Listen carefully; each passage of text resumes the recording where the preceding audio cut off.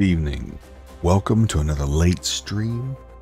Really late stream tonight, but I wanted to get on here real quick, just show you a little bit of development, a little bit of progress in game. So you may remember from the last stream, we set up this starting village here, just outside of the main city. So we'll start here, and then we'll run down and show you what all's changed in the capital.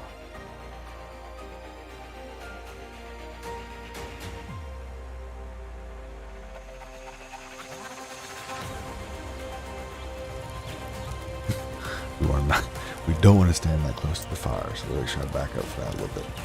There we go. Actually, this hasn't been optimized or anything yet, so you'll see it's a little bit sluggish. Some armor here. Put on our gear.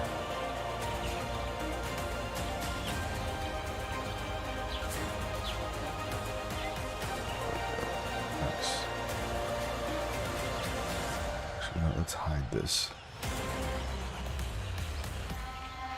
There we go. Now you get the full effect, the full speed. So we have interactable chests here. A fire you can interact with, a cooking fire.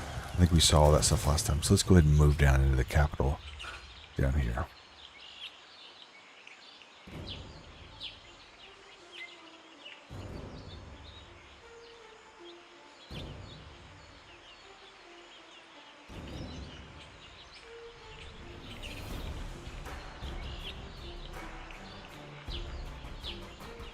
So the terrain looks amazing. So what we did is I used the United States Geological Survey height map for Sheridan, Wyoming, pulled it in, and it's a 64-kilometer squared tile from that area. So if I want to expand later, I could just grab the next 64-kilometer tile to the north, or to the east, or to the west, and just kind of slowly build out my world in that way. So this is our capital city. So I'll show you what we've added since last time. We've got some guards, but I haven't animated them yet. We've got some lighting. More guards. We've built some additional defenses inside the city as you first run in. Picked some soldiers over here to kind of show you what some of the armor and stuff may look like. Show you that real quick. As you can see, lots of different styles. Lots of different styles. Oh, that's kind of cool. I'll let you see it up close.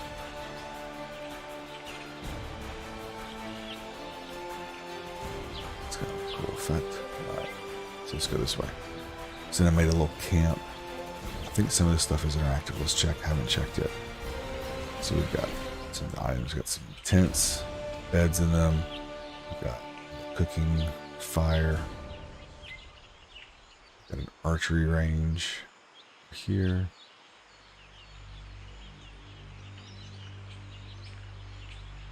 Got a weapon rack. I'm going to put provisions in here and like a couple of quartermasters.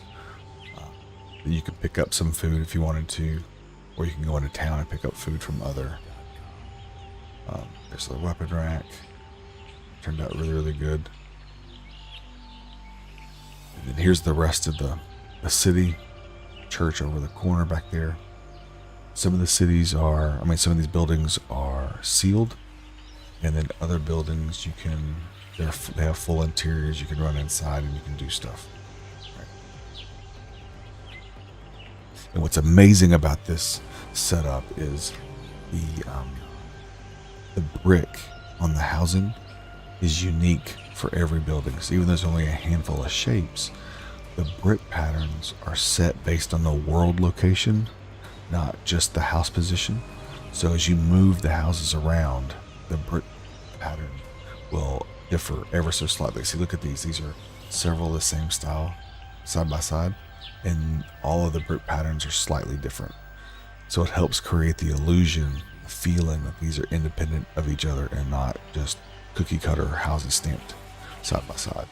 It's a really, really, it's those little details that are going to make it really feel like a living world and not just a stamped out city.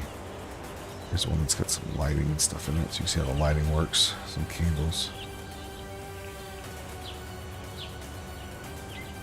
And so it does look a little overexposed, a little blown out, because I just have like default lit status going on. Once I turn that off, then you'll start getting the real cool effect. I think some of these are interactable. Let's see. Oh, that one is. Yeah. So a couple of these have physics turned on. You can move them around and jump on them.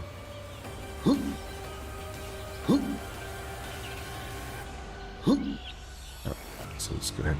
So I've made I'm going to put a fence up around this. This is going to be a pig, like a pig area where you could come in here and grow pigs, harvest pigs, whatever you want to do, breed pigs, all that kind of stuff. Here's our vendors. I think we saw some of these last time that we could interact with. So that's the same, but what you haven't seen since last time is I've added this moat around the entire inner heap. Right? But if you look down here, what's this? Oh, it's like a sewer system. Ah, interesting, right? Well, this one's sealed up. You really can't do anything. But if you come down here, you run down to this other side. If you're observant, if you're paying attention, I'm going to hopefully add things like this in the game. So if you come down here and you happen to look at this other side, you may be in for a surprise.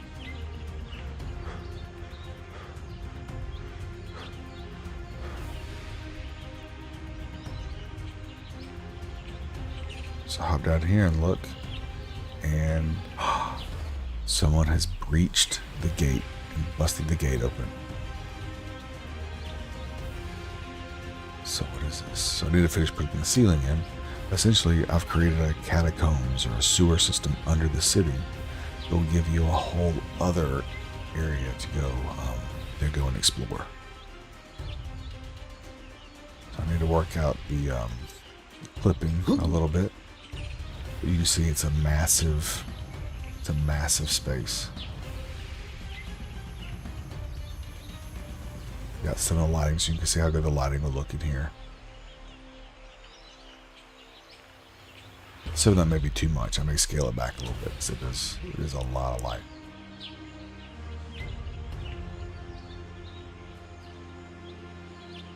But yeah, so it goes way back there. So like I said, it's a work in progress, but I'm working on it a little bit every night, and it's gonna get there.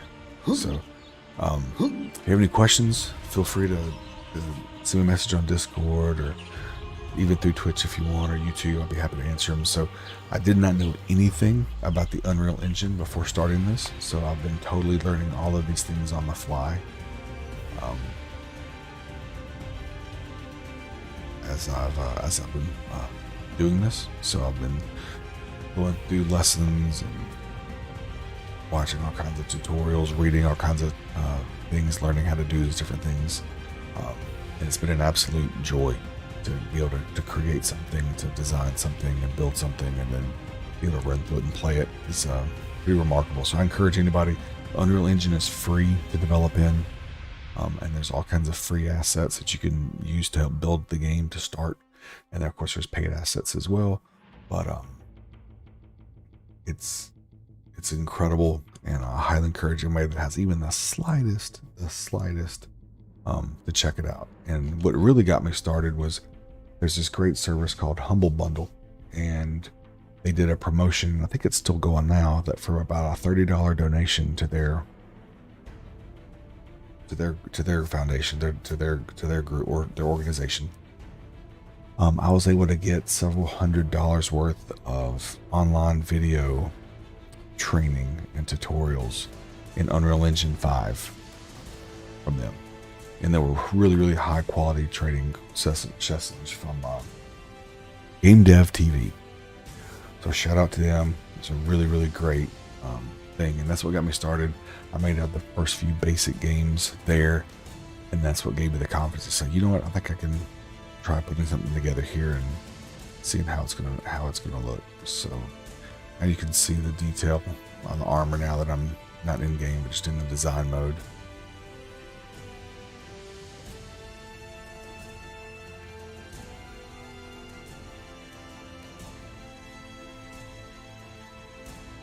So they looking pretty good.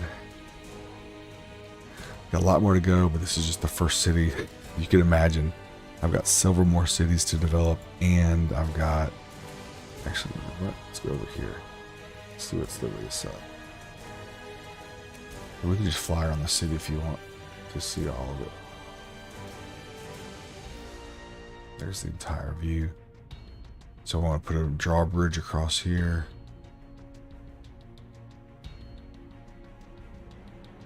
There's the central keep. So it's a huge, huge space, right? I will give it that. It is a massive space. But eventually, the reason I have it set up like this is I want to make all of these NPC cities attackable. That's right. I know it sounds too good to be true. Maybe it's too ambitious. But what I would like to do is I would like to have a relatively close, this is probably too close, but a relatively close spawn like this, right? Of opposing forces, right? So then from these guys, they'll have a timer that's set where they'll spawn every so often. And then once their army gets to be a certain size, they're going to move on the nearest player city. And if they succeed, then they're going to take control of that city, and then you're going to lose access to those vendors, those resources and everything. So I think it'll be a really cool mechanic. I've played a few other games that did that, and it was a lot. Like Tabula Rasa did that, and Defiance did something similar, but really Tabula Rasa did it, and it was an absolute blast. Because then players would have to team up and try to retake the city back, and it was an amazing feeling to be in the town, and then all of a sudden the bells and the horns start going off, the war horns and the giant bells, because the enemies are at the gate trying to get in. So it's a really, really cool mechanic. So I'm hoping to do that at some point. That's going to be a whole other level of AI where I've got these guys, I can code them to fight. But what I'll have to do is I'll have to set them a village somewhere, maybe these mountains somewhere, and then when their spawn rate, they get to be overpopulated essentially, they will move en masse to go and take on the nearest player city. So that's one cool thing I'm hoping to develop, to kind of make the world feel alive and less static. And then we'll go from there to see if we can create other kind of smaller, incursions as you move around the world. So let's see, is there anything else I can show you real quick before I wrap it up? I've shown you all the village, shown you the church. Let's do some cool shots of the city.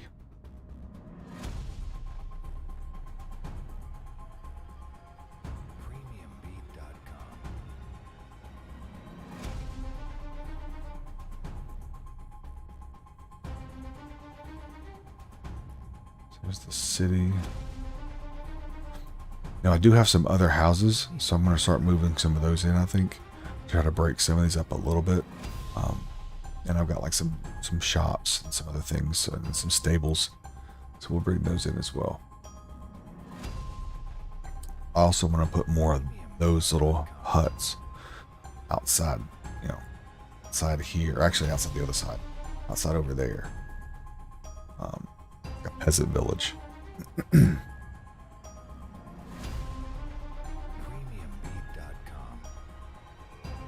But But just so you want to see, if you want to see how big the world is, we can show you that real quick. So again, this was used off of United States Geological Survey. You pull that height map data in, and it's a software called TerraSculptor. And with TerraSculptor, you can then convert and export that data into data that Unreal Engine can use.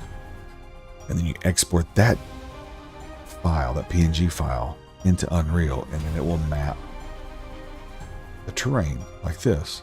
And then you get a landscape material, and you set the different heights for grass, for dirt, for water, for mud, and then it'll actually build a lot of this on your own. And then you can go in later and find and kind of adjust it and fine-tune it. So we have all this other land that we can expand into. This is where I've kind of hid the Hyperroots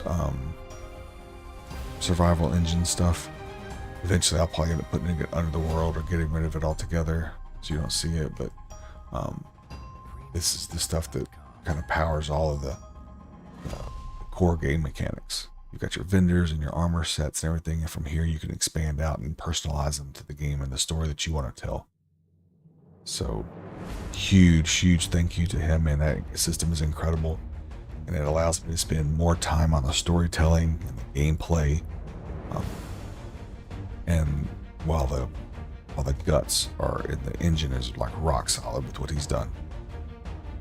If I had to sit there and learn all of that stuff, it would be years and years and years and years before I could probably put out a game. So I'll show you just the terrain real quick. So yeah, we got a lot of cool terrain to develop in. That's a cool shape right there.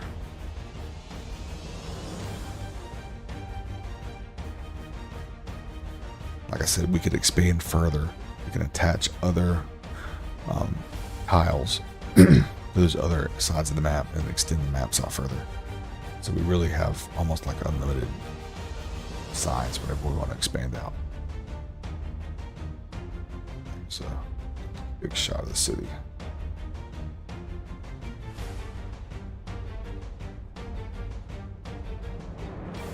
That's cool.